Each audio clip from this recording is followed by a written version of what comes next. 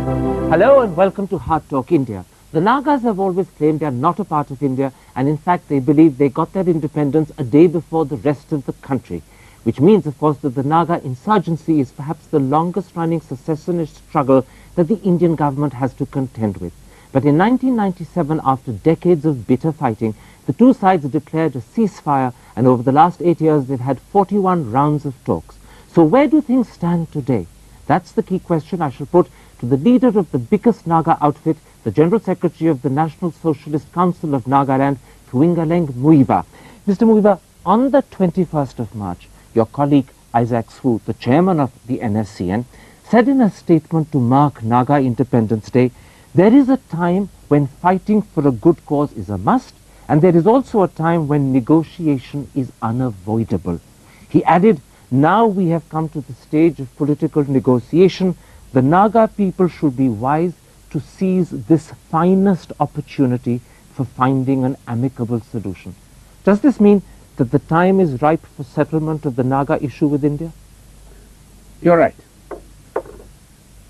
Because, in the past, the Indian leadership did never care to understand the Nagas. So fighting started because they sent troops and occupied Nagaland.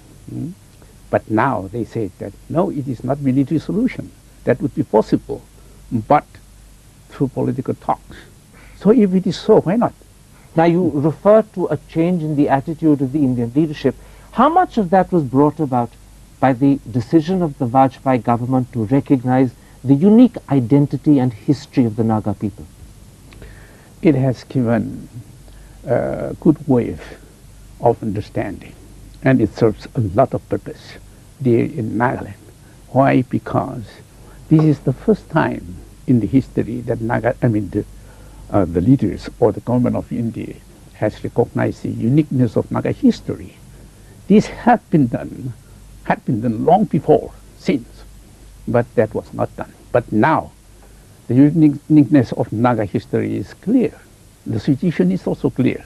So it is a good chance for every one of us to seek solution. Now, as I said, you've had 8 rounds of talks since December when you came to India. You've had 41 rounds since 1997 when the ceasefire was declared. Are the two sides coming closer together?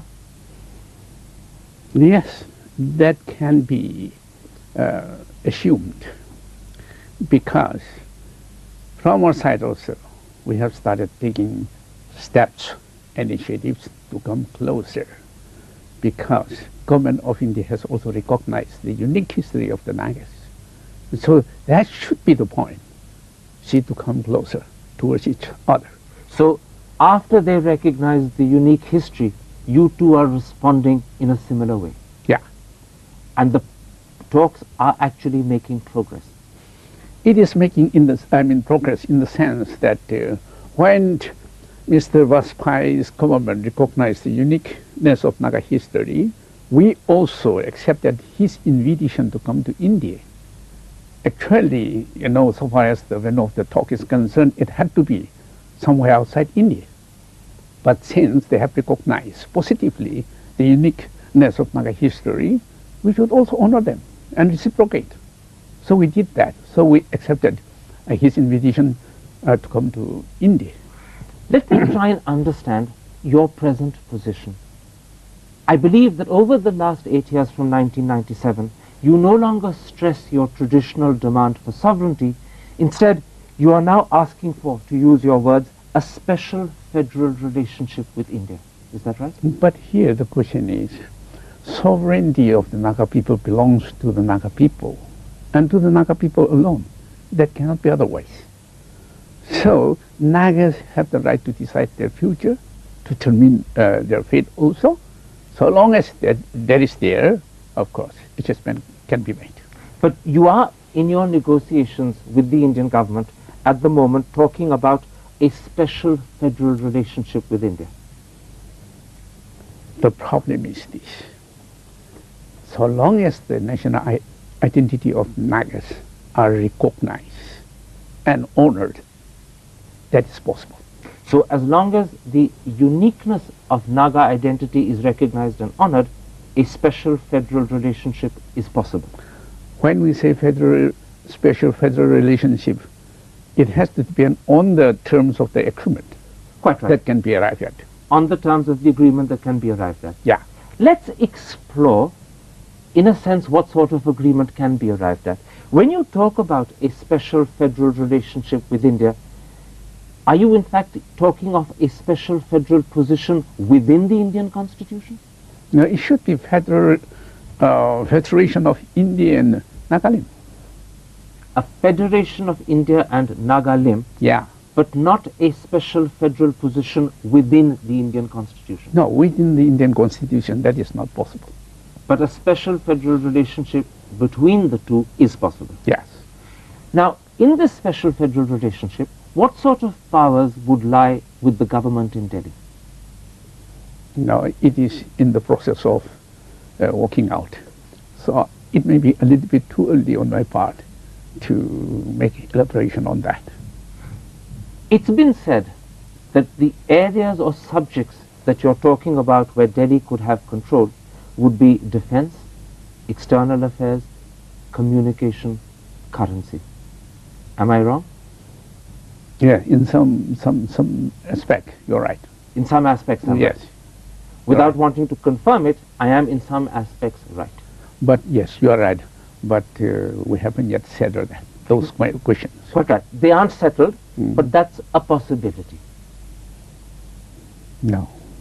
You know, when we talk about defense, we have to say that Nagaland must be defended jointly in the events of external threat. That is possible. Why? Because, you know, if Nagaland would be in danger, naturally the security of India would also be threatened. And we appreciate that. That is why. Would a joint defense agreement apply the other way around? If India were under threat, would Nagaland come to India's defense as well? That is not the case. That is not the case. Supposing there's a war or confrontation between India and other countries, Naga should not be under the obligation to join forces with India. Not an obligation, but under the terms of an agreement that you arrive at, the option could be open. Here the point is joint defense only Nagaland. Joint defense only of Nagaland. Nagaland. But you are saying that the other areas I mentioned, external affairs, currency, communication, those are areas where you're thinking of the possibility that Delhi could be in control. We have already made our position very clear about this also. So far as external affairs are concerned, primarily government of India should have them. Primarily government of India. Yes. But whenever the interests of the Nagas are affected, Nagas should also represent. Okay. All the other powers would vest with the government in Kohima, and you would have your own constitution for deciding how they're exercised. Is that right? You're right. And here, the nature of the powers exceeds those between India and the other states to the extent that you want state control over subjects like the environment, forests, wildlife, education, culture, where in the Indian case, these are concurrent subjects, you would like state control over them. Sure. So in a sense, you're talking of a system that is closer to the Indian constitutional position of 1950 before the document began being amended and changed. We can come as close as possible, but it is not possible for the Nagas to come within the Indian Union or within the framework of the Indian Constitution. Why? Because it amounts to dismissing the whole history of the Nagas, and Nagas cannot do that. Let's take up this question of coming within the Indian Constitution in a moment's time. You also want your own flag, I believe, your own stamps, Sure. and the right to open tourist and trade offices abroad. Sure. I'm right on all of that. Yes, yes, you're right. It seems to me that in a sense, you're talking of a relationship between Nagaland and India that is analogous to the relationship between Jammu and Kashmir state and India when that state acceded for the first time in October 1947. Here the issue is this. The nature of the issue is different. Of course, about Kashmir, they would know better. I think they will talk better. But so far as Nagaland's case is concerned, the history is very clear. Nagaland was never a part of India, either by conquest of India or by consent of the Nagas. This is very clear. And this is the unique history. So, according to the uniqueness, no solution will have to be worked out. So the position we have, or the position we could reach, is one where you could have a division of powers between Delhi and Kohima, which is broadly similar to the accession of Kashmir in 47. But the big difference is that whereas Kashmir accepted Indian sovereignty, the Nagas wish to retain their sovereignty. Yes, whenever it is possible, we have to retain it. Can I put this to you? If within the Indian constitution you can get all the powers and control that you want, then why is a special position within the constitution so difficult? You know, when we talk and when we say that within the frame of the Indian constitution, it is always dangerous, because any provision in the constitution could be easily amended whenever expediency arises. So this is the danger. So we cannot. Could you accept some form of guarantee that as far as Nagaland and its involvement with India was concerned, the constitution would never be amended? Could you accept that? Here, you know, we're coming to the point. The agreement, according to the terms of the agreement, relationship will have to be worked out. The agreement will have, the agreement which is going to be arrived at should be incorporated in the Indian constitution. Equally, it should also be incorporated in the Naga constitution. But if the agreement were incorporated in the Indian constitution in such a way that it can never be amended, and you have that guarantee, then could you accept a special position within the Indian constitution? No. Not even then? That cannot be guaranteed. The certainty cannot be, or the surety cannot be guaranteed. And because it can't be guaranteed, you can't accept a position within the constitution. That is the point. We cannot accept it. And yet the anomaly is that at the moment, Mr. Muivah, you travel on an Indian passport.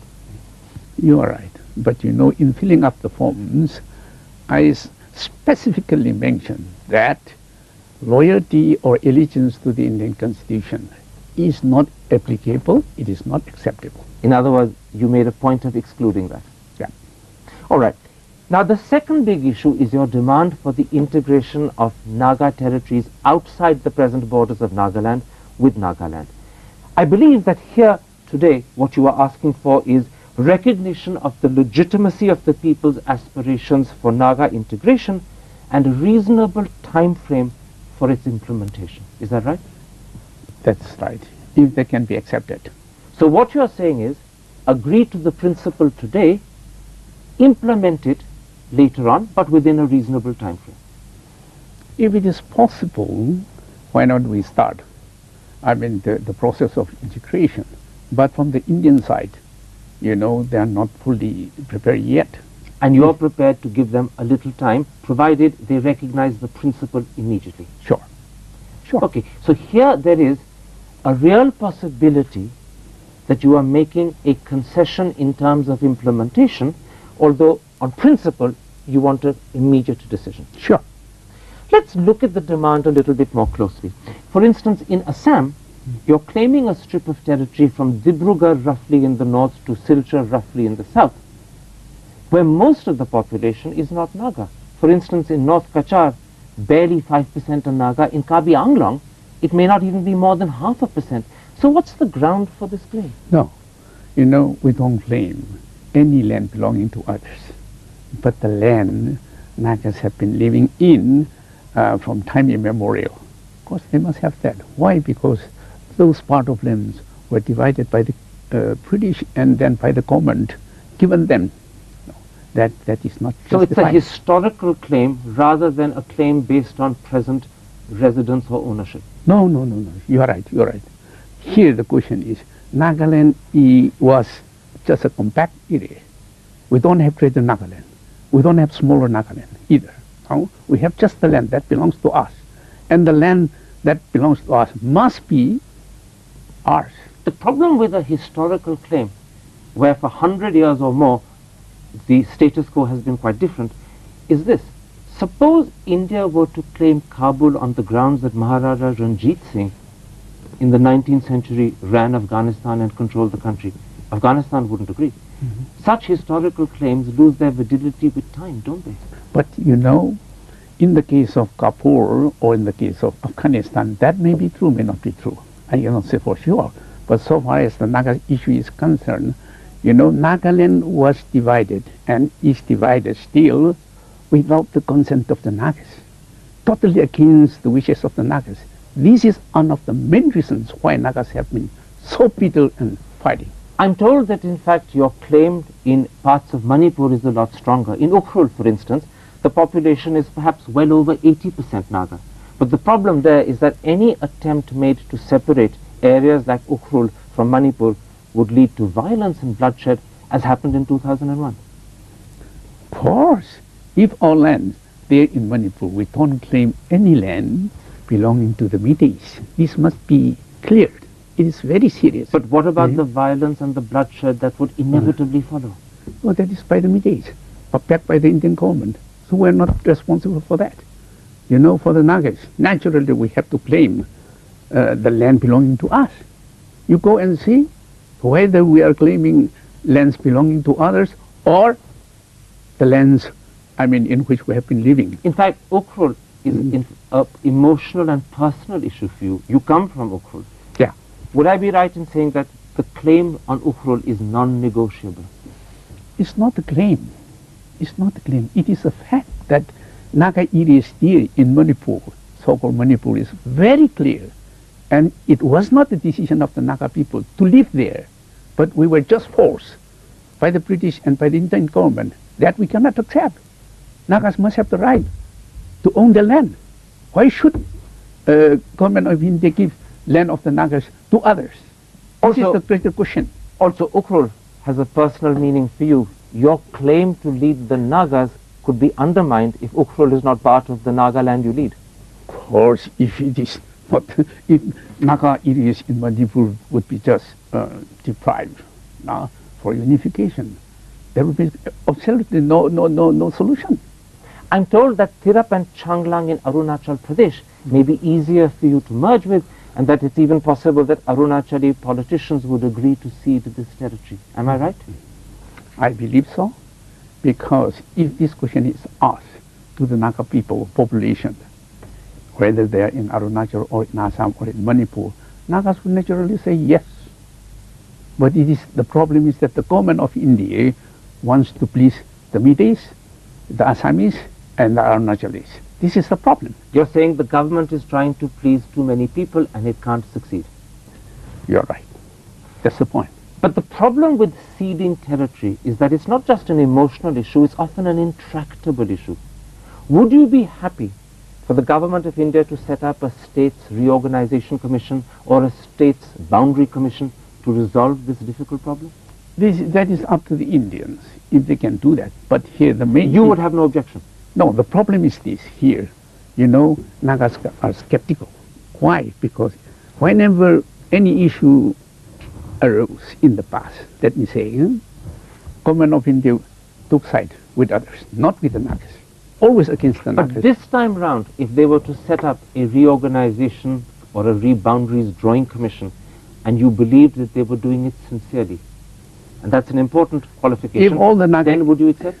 If all the Naga areas would be included, of course, we will, but it has to be a political solution. It has to be a political solution. Yeah. So, on this issue, just to sum up, on this issue of Naga areas outside the present borders of Nagaland, you want a decision in principle recognizing your claim. Sure. And then you're prepared to give them a reasonable time frame to fulfill it.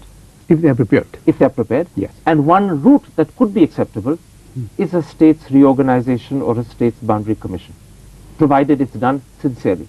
Well, that is from the Indian side. That is Indian system. We cannot keep ourselves subject to the Indian system.